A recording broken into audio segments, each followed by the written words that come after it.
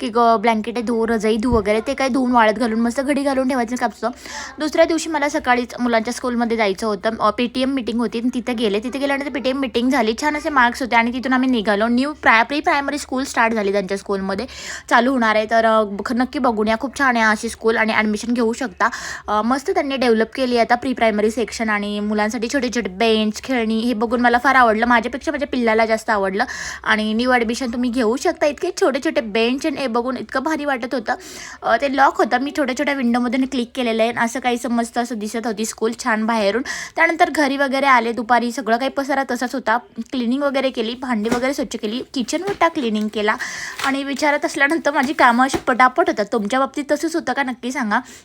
असंच विचार करता करता एकीकडे गाणी लावून दिली होती आणि मस्त आपली माझी कामे करून घेतली होती. तर दुपारी जेवण वगैरे केल्यानंतर माझं काम होतं आणि असं काही दिवस संपवला मी दुपारचा. तर चला भेटूयात